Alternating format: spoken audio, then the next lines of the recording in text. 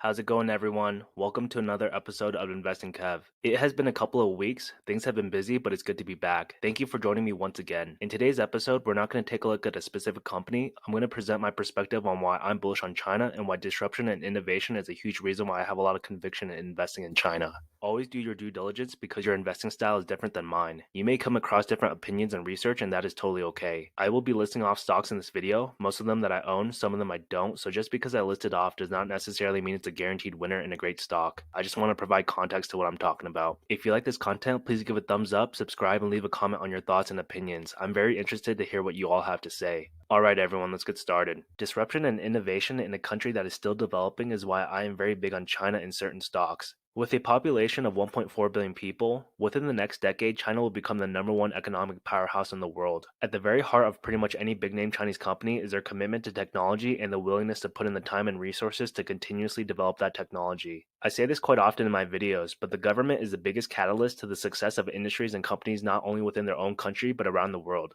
The government sets the tone for the country and diverts funding and resources to help build up certain sectors, whether it's education, healthcare, technology, and many more. Any government can talk all they want, but very few followed up with actual actions. And at the bottom right, China's innovation rate is at a pace where just recently there was a CNBC article that came out that the US needs to work with Europe to slow down China's innovation rate. Here's an article from CNBC back in May talking about China boosting research and development. China's research and development spending will increase by more than 7% per year between 2021 and 2025. R&D will account for a higher percentage of gross domestic product than it did in the previous 5 years. And China is going to focus on developing a number of technology areas including semiconductors, healthcare, quantum computing, and cloud computing, according to a draft of its 5-year plan. This article back in 2018 states that China's goal is to foster a $1 trillion artificial intelligence industry by 2030. It states that investors poured $4.5 billion into more than 200 Chinese artificial intelligence companies between 2012 and 2017. And looking at this article back in April, China tops in AI patent applications with 74.7% of the world's total. In the past decade, China obtained 390,000 artificial intelligence patent applications, ranking first place in the world and accounting for 74.7% of the world's total of 520,000. I really believe investors should have some understanding of global affairs, and if you're going to invest in China, you should really try to understand the government and how things go. You can read up on their 5-year plans, and the things they usually talk about, they usually foreshadow way ahead of time. For example, they've talked about dealing with the education sector, gaming, how they're going to push renewable energies for a brighter and greener future. I want to take a look at some industries and different sectors that benefit from disruption and innovation. There are companies that overlap across different sectors because these are very versatile companies that utilize technology. They utilize technology, especially growing their artificial intelligence, to help take their company to the next level, to defend their moat, and to make their operations more efficient. The first industry I want to take a look at is e-commerce. The reason why I'm big on e-commerce is because China's middle class is rising. In 2000, they had 39.1 million middle-class citizens. In 2018, they had 707 million middle-class citizens, and by 2027, they may have up to 1.2 billion people. With increasing wages comes increased purchasing power and the ability to use that disposable income to buy things. In e-commerce, you have Alibaba, ticker BABA, JD.com, ticker JD, Pinduoduo, ticker PDD, all thriving domestically, but they all have plans for international growth. With e-commerce, you need to also think about the logistics and networking side. What are the companies that are going to deliver these things?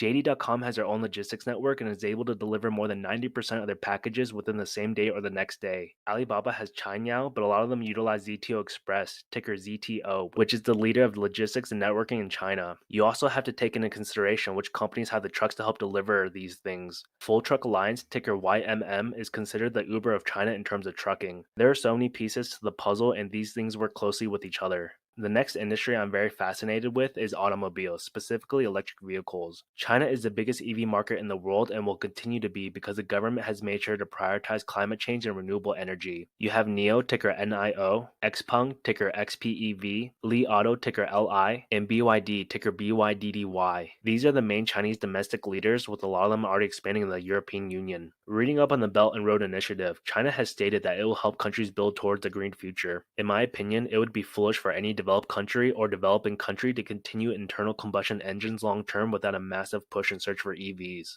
I think the current EV hesitancy is due to long charging times and battery ranges not lasting like it needs to. But with advancements in technology, it's only going to improve. For example, you have NIO with their battery swapping stations and utilizing battery as a service. You have these cars utilizing LiDAR to provide safer driving experiences, and they're utilizing artificial intelligence towards their goal of autonomous driving. And looking at the automobile industry, you have the recycling of vehicles. The used car market is still very small in China, but it is going to boom to be an estimated $300 billion industry in the coming years. With a global chip shortage, people don't have the patience to wait years for the cars to come. This really helps with the recycling of used cars, as this means less materials used, less carbon emissions to produce X amount of cars, and the government pushing for used cars to be bought.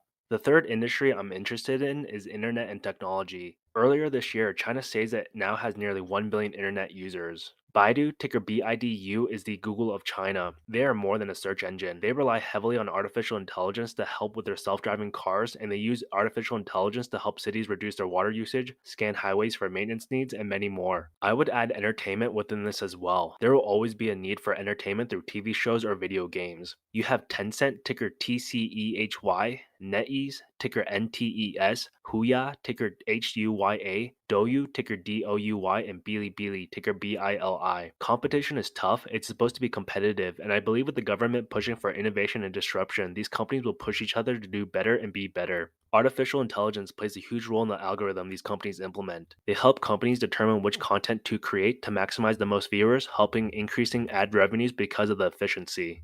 And China will lead the world in average revenue growth in segments such as virtual reality, over the top OTT video, and internet advertising. The fourth industry I'm interested in is financial technology, also known as Fintech. Investing used to be something for the rich, retail investors like me would have a much harder time getting into. But nowadays, the market is flooded with new investors. China's fintech industry is young. These people have their assets primarily tied up in real estate, so there's a lot of room to grow for stock assets. These Chinese brokerage firms, such as Futu Holdings, ticker FUTU, Up Fintech, ticker TIGR, are allowing people to access different markets around the world. They also provide solid research tools which will only help retail investors have a lower barrier to access to research and deciding whether to buy certain stocks or not. Fintech is young, it is disruptive, and you're seeing legacy brokerages trying to catch up. And these fintech companies are expanding, trying to be an all in one shop where you can manage your finances in a single app. Consolidating your finances from 5 to 10 apps to a single application would be incredible, in my opinion. Robo advisors are becoming really popular as people don't need to go in person to see a financial advisor. Artificial intelligence is helping with improved financial decision making, forecasting, asset management, security, and so much more. The final industry I'm very intrigued by but haven't done too much research into is healthcare.